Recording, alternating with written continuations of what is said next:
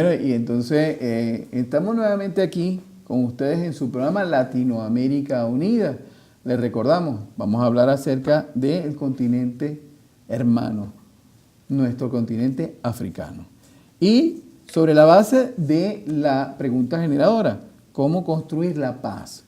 Precisamente en ese sentido queríamos hablar de Argelia.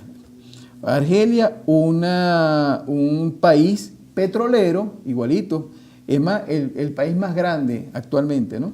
El país más grande de África, un país petrolero en donde, bueno, petrolero y gasífico, porque también tiene petróleo y tiene gas, ¿no? Ese país, bueno, se dio un proceso electoral, estamos hablando de cuándo fue que se dio. El 18 de abril. El 18 de abril, en donde, bueno, fue reelecto el presidente que ha estado gobernando en estos 15 años y que de alguna manera, bueno, amerita una reflexión sobre eso, ¿no? En ese contexto de construir la paz. Ajá, ¿qué tenemos por ahí? Sí, para poner en contexto y profundizar un poquito más lo que tú señalabas sobre Argelia. Argelia es el país más grande actualmente de África, está al norte de África. Antes era Sudán, pero recordemos que hace poco, producto de la injerencia del imperio, la injerencia norteamericana, Sudán fue dividido a su vez en dos países, que anteriormente todavía era un país muchísimo más grande porque era parte de Egipto y entonces eso constituía una enorme potencia.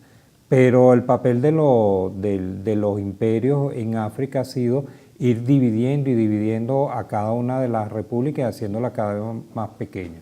Así ocurrió con Libia, que era uno de los países más grandes de África, y hoy que ha sido dividida en varias provincias, y en la actualidad, bueno, queda Argelia. Argelia es un país, el país más grande en estos momentos de África. Fue desde 1830 una colonia francesa con un férreo dominio francés allí hasta el año 62 cuando se alcanzó la independencia. Una independencia que se logra luego de una guerra sumamente cruel entre lo que se llamó el Frente de Liberación Nacional, que era la organización argelina con la que se le enfrentó al imperio, y por otro lado estaban los franceses. Esa guerra de esos dos últimos años logró que desaparecer más del 15% de la población de Argelia. Que imagínense la crueldad y la cantidad de muertos que hubo. Y siguiendo en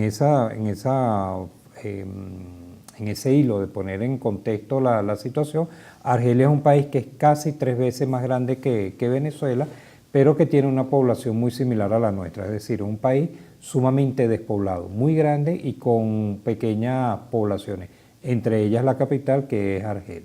Entonces, bueno, ahí se hizo un proceso de elecciones.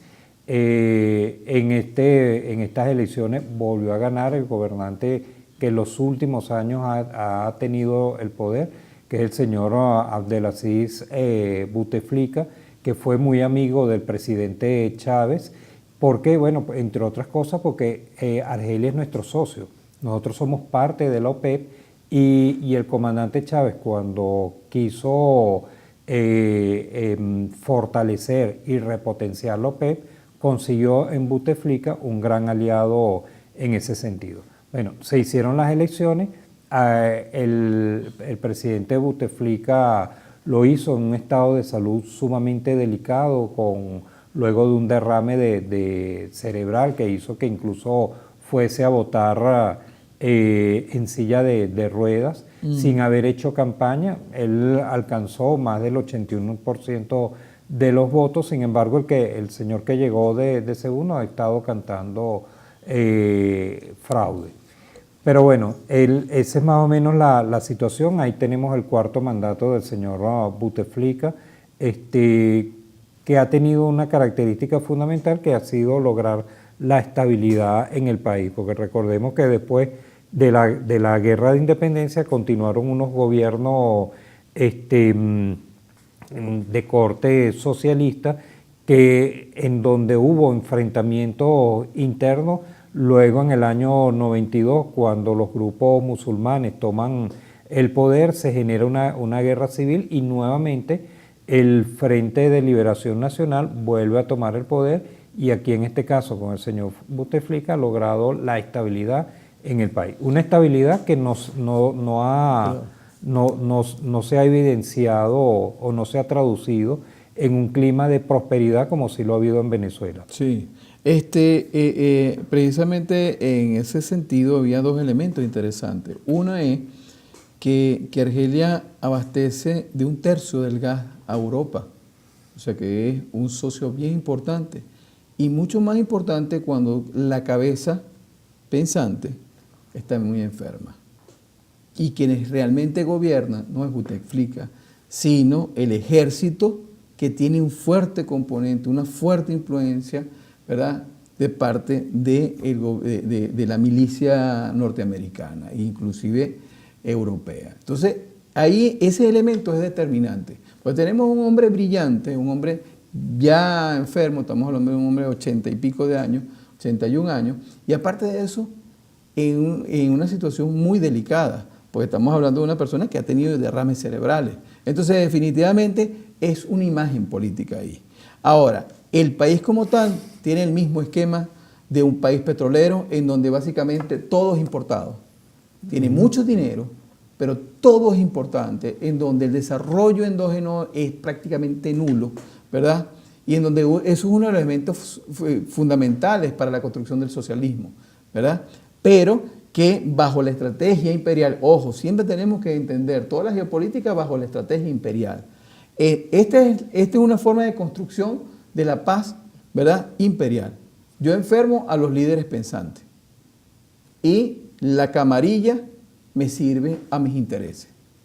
Así se ve, ese es el esquema. Mucha gente no está contenta, pero ojo, están los que no están contentos, ¿verdad?, porque efectivamente no hay desarrollo de parte del país, y los que están en contra de las posiciones de ultra, pues, que caracterizan algunos elementos de carácter islámico, ¿no? Porque también, ojo, esos caracteres islámicos son parte de la palanca que tiene el imperio norteamericano para aterrorizar. Por eso también tenemos que decirlo. Al-Qaeda es utilizada como una herramienta imperial para aterrorizar a la propia clase trabajadora. Entonces, ojo, ese es lo que se está dando digamos, en África, y por eso cuando nosotros hacemos el análisis, ¿verdad?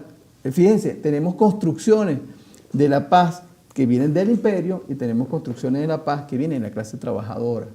Nosotros tenemos que saber diferenciar esos elementos. Entonces, ese es lo que tenemos en el caso de Argelia.